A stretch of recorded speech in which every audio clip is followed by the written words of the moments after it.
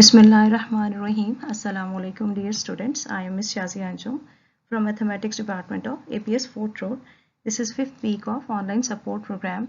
Let's continue with our last lecture. Our today's topic is proof and application of a theorem on limit of a function. That is limit of a function 1 plus 1 over n whole raised to the power n when n approaches infinity is equal to e. Before we prove theorem, let's recall binomial theorem which we have studied in first year because we have to use it in the proof. Binomial theorem states that when n is negative or fraction and absolute value of x is less than 1, then 1 plus x whole raised to the power n is equal to 1 plus nx plus n into n minus 1 by 2 factorial into x square plus n into n minus 1 into n minus 2 over 3 factorial into x cube plus up to so on. Dear students, as our function whose limit is required to evaluate is binomial, that means it contains two terms 1 plus 1 over n, so we can apply binomial theorem to expand its power n. If we compare our function 1 plus 1 over n whole raised per n with 1 plus x raised to the power n, here x is equal to 1 by n. So when we apply binomial theorem to expand it, we get 1 plus n into x. As x is 1 by n, so we have n into 1 by n plus n into n minus 1 by 2 factorial into x square, that is 1 by n whole square, plus n into n minus 1 into n minus 2 by 3 factorial into x cube, that is 1 by n whole cube plus up to so on. Now we simplify each term of this expression on the right hand side. As first term is already in the simplest form, so we copy first term as it is. Second term is n into 1 by n, so when we cancel n in the numerator with the n in denominator, second term becomes 1. When we simplify third term, as last factor of the third term is 1 by n whole square, so it becomes 1 by n square, and after cancelling n from numerator with n square in the denominator, we get 1 by 2 factorial into n minus 1 by n, which can further be simplified by dividing each term of the numerator with denominator. That means n minus 1 by n can be further simplified as n by n minus 1 by n. As n by n is 1, so we get 1 minus 1 by n. So simplest form of the third term is 1 by 2 factorial into 1 minus 1 by n. Now when we simplify fourth term, as last factor is 1 by n whole cube, so it becomes 1 by n cube, and after cancelling n from numerator with n cube in the denominator, we are left with n square in the denominator, and we can split this n square as n into n. So we can express our fourth term as 1 by 3 factorial into n minus 1 by n into n minus 2 by n. So n minus 1 by n can be further simplified as n by n minus 1 by n. And n minus 2 by n can be further simplified as n by n minus 2 by n. So simplest form of fourth term is 1 by 3 factorial into 1 minus 1 by n into 1 minus 2 by n plus up to so on. Students, when n approaches infinity, 1 by n becomes 1 by infinity, which is 0. 2 by n becomes 2 by infinity, which is 0. 3 by n becomes 3 by infinity, which is 0. As you know, that a number by 0 is infinity. Similarly, a number by infinity is equal to 0. So when n approaches infinity, 1 by n, 2 by n, 3 by n up to so on all tend to 0. Now when we take limit on both sides of step 2, our left hand side becomes limit of the function 1 plus 1 over n whole raised to the power n when n approaches infinity. And when we take limit on the right hand side, as our right hand side is in the form of sum, so limit can be taken individually on each of the term. As our first two terms are constants, therefore when we take limit of first two terms, they remain as it is. So we get 1 plus 1, and when we take limit on the third term, 1 by n becomes 1 by infinity, which is 0. So our third term becomes 1 by 2 factorial into 1, which is 1 by 2 factorial. When we apply limit on fourth term, 1 by n becomes 1 by infinity, which is 0. 2 by n becomes 2 by infinity, which is 0. So simplest form, so our fourth term becomes 1 by 3 factorial into 1 minus 0 into 1 minus 0, which is 1 by 3 factorial. So right hand side becomes 1 plus 1 plus 1 by 2 factorial plus 1 by 3 factorial plus 1 by 4 factorial plus 1 by 5 factorial plus up to so on. So we can generalize the next terms. So when we simplify, when we evaluate each term, we get 1 plus 1 as 2 factorial is 2 into 1, which is 2, and 1 by 2 is 0.5. So third term becomes 0.5. 3 factorial is 3 into 2 into 1, which is 6. So fourth term becomes 1 by 6, which is 0.166667, as we have rounded off its value. Our next term is 1 by 4 factorial, as fourth factorial is 4 into 3 into 2 into 1, which is 24. So 1 by 24 is 0.04166667. We have rounded this value also, and plus up to so on.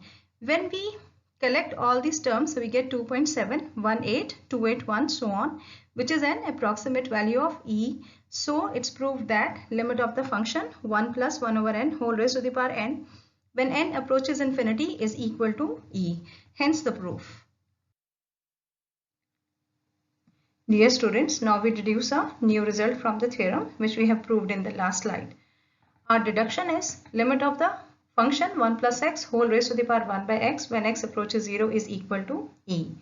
As we have proved in the last slide that limit of the function 1 plus 1 over n whole raised to the power n when n approaches infinity is equal to E, we put a substitution in this proved theorem to get the required deduction. Our substitution is, we put n is equal to 1 by x, then x is equal to 1 by n. After this substitution, the variable of our function changes from n to x, so we also need to change our limit. For this, we put our given limit in the substitution to get the new limit, as our given limit is n approaches infinity. So when we put n is equal to infinity in the substitution, which is x is equal to 1 by n, we get x is equal to 1 by infinity, which is equal to 0. It means when n approaches infinity, then x approaches 0. As our proved theorem is limit of the function 1 plus 1 over n whole raised to the power n when n approaches infinity is equal to E. So after putting the substitution on in our function on the left hand side, we get limit of the function 1 plus x whole raised to the power 1 by x when x approaches 0 is equal to E. Hence the deduction. Dear students, let's apply theorem and its deduction. Their application is in exercise 1.3, question number 4. So let's start with part 1. In part 1, we are required to evaluate the limit of function 1 plus 1 over n whole raised to the power 2n when n approaches infinity. If we compare this function with the function of theorem, we observe that in theorem, the index of function is only n. So in order to apply theorem, first of all, we break this index 2n as n into 2. As n is required, so we place this index n on function, and 2 is not required, so we take this 2 and make it further index on index. As we know that whenever there is further index on an index, we always multiply them. So when we multiply n with 2, we get 2n. As we know that limit can be taken inside whole power, so we take this limit inside whole square. According to theorem, value of limit of this function is E, and as the whole power is 2, so we get E square, which is our required answer. Now let's move to part 2. In part 2, we are required to evaluate the limit of function 1 plus 1 over n whole raised to the power n by 2 when n approaches infinity. As index of the function in theorem is n, so we break this power n by 2 as n into 1 by 2. As index n is required, so we place this index n on function, and 1 by 2 is not required, so we take this 1 by 2 and we make it further index on index, because when we multiply n with 1 by 2, we get n by 2. As limit can be taken inside whole power, so we take this limit inside whole power 1 by 2. According to theorem, value of limit of this function is E, as whole power is 1 by 2. So we get E raised to the power 1 by 2, which can also be written as E under the square root. In part 3, we have to evaluate the limit of function 1 minus 1 by n whole raised to the power n when n approaches infinity. Before we evaluate this limit, let's discuss the function of theorem in detail. Function of theorem is 1 plus 1 by n whole raised to the power n. 1 plus 1 by n is a binomial expression whose first term is 1, second term is 1 by n, and expression is in the form of sum of two terms. Reciprocal of second term is n, which is the index of binomial expression. So in order to apply the theorem, we have to express our given function the same way. In the given function, first term is 1, but when we express this binomial expression in the form of sum of two terms, we write it as 1 plus minus 1 by n. Second term becomes minus 1 by n, whose reciprocal is minus n. So index of this binomial expression should be minus n. So how we change this n to minus n? We break this power n as minus n into minus 1. Because when we multiply them, we get plus n. As minus n is required, so we place this index on function. Minus 1 is not required, so we make it further index on index. As limit can be taken inside whole power, so we take this limit inside whole power minus 1. According to theorem, value of limit of this function is e, as whole power is minus 1. So we get e raised to the power minus 1, which is equal to 1 by e. And this is our required answer. Now let's move to part 4. In part 4, we have to evaluate the limit of function 1 plus 1 over 3n whole raised to the power n. Here our binomial expression is 1 plus 1 by 3n. As second term is 1 by 3n, whose reciprocal is 3n. So here index required is 3n. So how do we change this index n to 3n? We multiply and divide it with 3. So we get 3n by 3. As index 3n is required here, so we place this index on binomial expression. 1 by 3 is not required, so we make it further index on index. As limit can be taken inside whole power, so we can take this limit inside whole power 1 by 3, and according to theorem, value of limit of this function is e.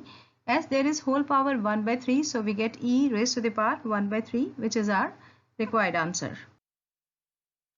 Part 5 is limit of the function 1 plus 4 by n whole raised to the power n when n approaches infinity. Here our second term is 4 by n, whose reciprocal is n by 4. So index should be n by 4. For this we multiply and divide our index with 4. As n by 4 is required, so we put this index on the binomial function. 4 is not required, so we make this 4 further index on index. As limit can be taken inside whole power, so we can take this limit inside whole power 4.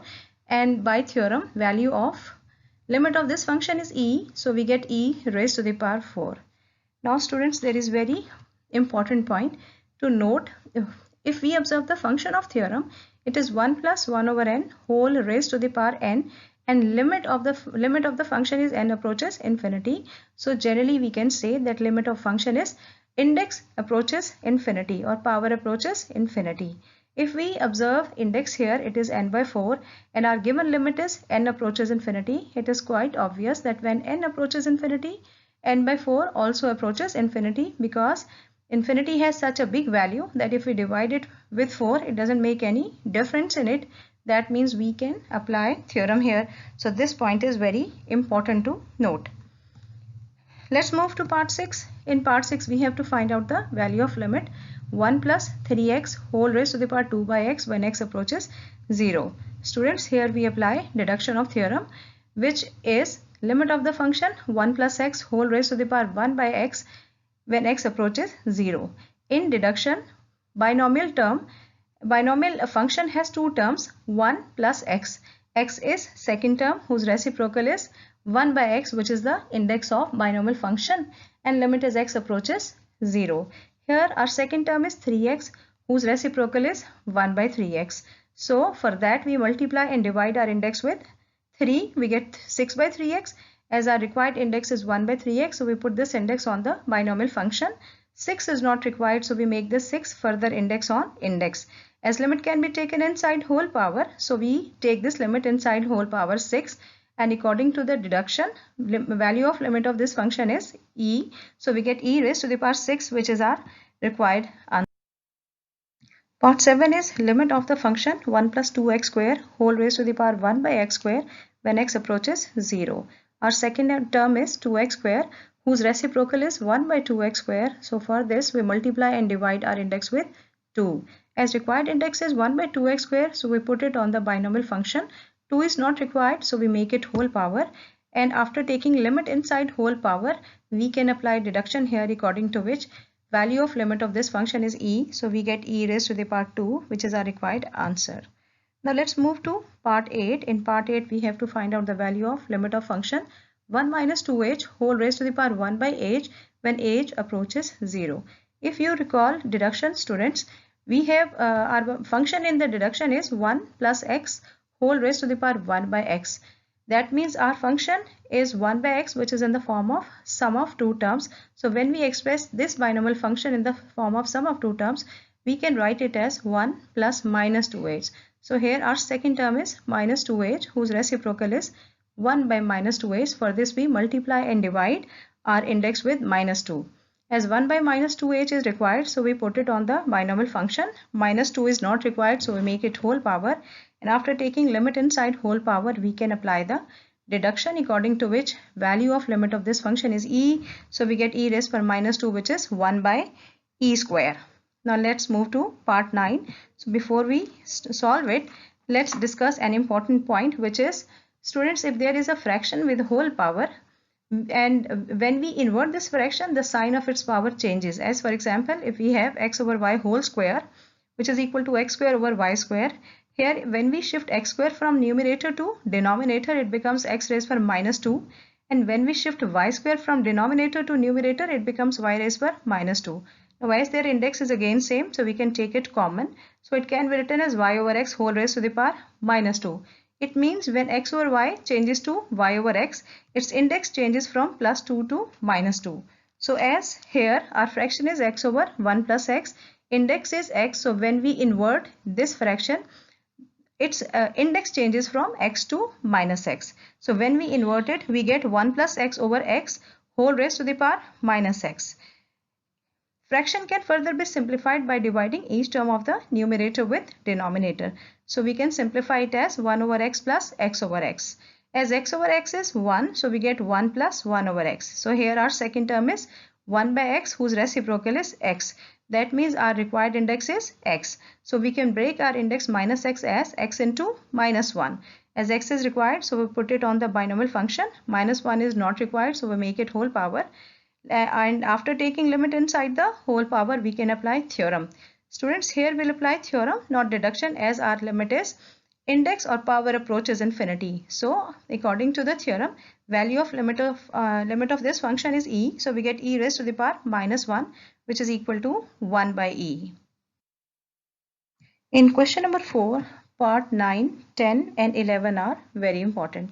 Here we solve part 10.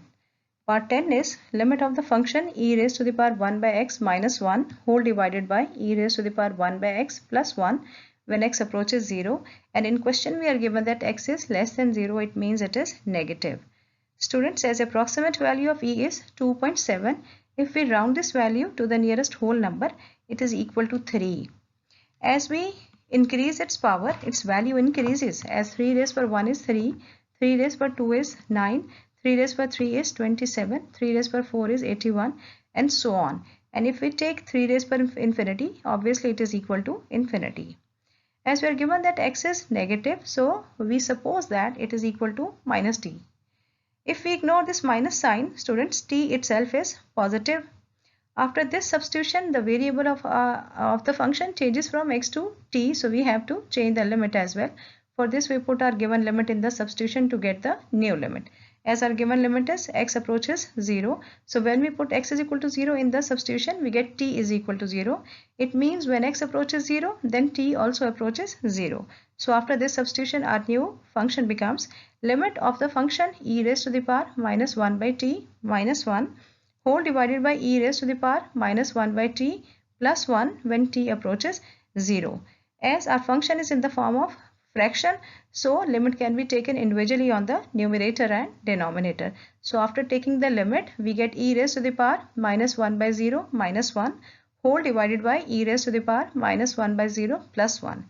As 1 by 0 is infinity, so it becomes e raised power minus infinity minus 1 over e raised to the power minus infinity plus 1. As e raised to the power minus infinity is equal to 1 over e raised to the power infinity, as we know the value of e is 2.7 and 2.7 raised to the power infinity is infinity. So we get 1 by infinity which is equal to 0. As 1 by 0 is infinity, similarly 1 by infinity is 0. So we get 0 minus 1 over 0 plus 1 which is equal to minus 1 over 1, and it is equal to minus 1, which is our required answer. 11 is limit of the function e raised to the power 1 over x minus 1 whole divided by e raised to the power 1 over x plus 1 when x approaches 0. If you compare this question with question number 10, you will observe that both the functions are exactly same. The only difference is in part 10 we were given that x is negative, and here in part 11 we are given it is positive, x is positive. Students, if we directly put limit in the function, we get e raised to the power 1 by 0 minus 1 whole divided by e raised to the power 1 by 0 plus 1. As 1 by 0 is infinity, so we get e raised per infinity minus 1 over e raised per infinity plus 1. As e raised per infinity is 2.7 raised per infinity, which is infinity, so we get infinity minus 1 over infinity plus 1. As infinity has such a big value that if we add or subtract a finite number to it, it doesn't make any difference in the infinity. So we get infinity by infinity, which is an undefinable form like 0 by 0. It means we can't directly put limit in the function. We have to first of all simplify our function, and objective of simplification is that we have to convert our function, we have to simplify our function in such a way that after substituting the limit we must get 1 by infinity rather infinity, because 1 by infinity is 0. For this purpose we will take e raised per 1 by x common from numerator and denominator, and we'll cancel it as it is the common factor. Now as our function is in the form of fraction, so we can take the limit of numerator and denominator individually. After taking limit we get 1 minus 1 over e raised to the power 1 by 0 whole divided by 1 plus 1 over e raised to the power 1 by 0. As 1 by 0 is infinity, so it becomes 1 minus 1 over e raised per infinity whole divided by 1 plus 1 over e raised to the power infinity. As e raised per infinity is infinity, so we get 1 minus 1 over infinity whole divided by 1 plus 1 over infinity. As 1 by infinity is 0, so it is 1 minus 0 over 1 plus 0, which is 1 by 1, and it is equal to 1, which is our required answer. Students, your assignment is you have to solve example number 5 part AB by yourself, and you have to practice question number 4 all parts. We prove a theorem which states that limit of function a raised to the power x minus 1 over x when x approaches 0 is log of a to the base e, or natural log of a, as log to the base e is natural log. Dear students, application of this theorem is not in chapter number 1, but we have to apply this theorem in chapter number 2. So let's prove it. If we directly put limit in the function, we get a raised to the power 0 minus 1 over 0. As a raised to the power 0 is 1, so we get 1 minus 1 over 0, which is 0 by 0, and it is an undefinable form. It means we can't directly put limit in the function. So in order to simplify this function, we make a substitution here. We put our numerator equal to y. So after this substitution, the variable of numerator changes from x to y. So we have to change the variable of denominator as well. For this, we find the value of x from substitution. As our substitution is y is equal to a raised to the power x minus 1, when we shift minus 1 from right hand side to left hand side, it becomes 1 plus y is equal to a raised to the power x. Now we take natural log on both sides, or log to the base e on both sides. Natural log of 1 plus y is equal to natural log of a raised to the power x. Now we apply our law of logarithm on the right hand side, which states that natural log of x raised to the power m is equal to m into natural log of x. So right side becomes x into natural log of x. When we find the value of x from this expression, we get x is equal to natural log of 1 plus y divided by natural log of a. Dear students, when we substitute the value of numerator and denominator in the function, the variable of function changes from x to y. So we have to change the limit from x to y as well. For this, we substitute our given limit in the substitution, and we get our new limit. As our given limit is x approaches 0, so when we put this limit in the substitution, we get y is equal to a raised to the power 0 minus 1, which is equal to 1 minus 1, and it is 0. It means when x approaches 0, y also approaches 0. After this substitution, our new function is limit of the function y over natural log of 1 plus y divided by natural log of a when y approaches 0. As natural log of a is denominator of denominator, so it multiplies with the numerator. So numerator becomes y into natural log of a. Now we pick this factor y from the numerator and we make it denominator of denominator. So denominator of function becomes 1 over y into natural log of 1 plus y. Now again, by using the same law of logarithm, which is natural log of x raised to the power m is equal to m into natural log of x on the denominator of this function, we can shift this coefficient, which is 1 by y, to the index. So denominator becomes natural log of 1 plus y whole raised to the power 1 by y. As our function is in the form of fraction, so we can apply limit on numerator and denominator individually, as numerator is a constant function, so after applying limit it remains same. And denominator is limit of the function natural log of 1 plus y whole raised to the power 1 by y when y approaches 0. Dear students, as we know that limit can be taken inside whole power, similarly limit can also be taken inside natural log, inside log, okay, or natural log. So when we take this limit inside log, we get log of limit of function 1 plus y whole raised by 1 by y when y approaches 0. If we apply the result of deduction here, according to which value of limit of this function is e, so denominator becomes natural log of e, whose value is 1. So we get natural log of a over 1, which is equal to natural log of a, hence the proof.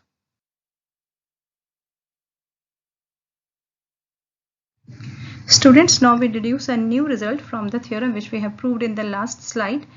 Our deduction is limit of the function e raised to the power x minus 1 over x when x approaches 0 is log of e to the base e, which is natural log of e and whose value is 1.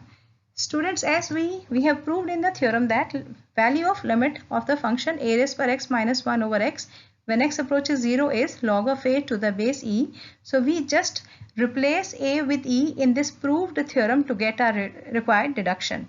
When we replace a with e on the left hand side, our left hand side becomes limit of the function e raised by x minus 1 over x when x approaches 0. And when we replace a with e on the right hand side of the proved theorem, right hand side becomes log of e to the base e, which is natural log of e, and value of natural log of e is 1, hence the result. Thank you, students.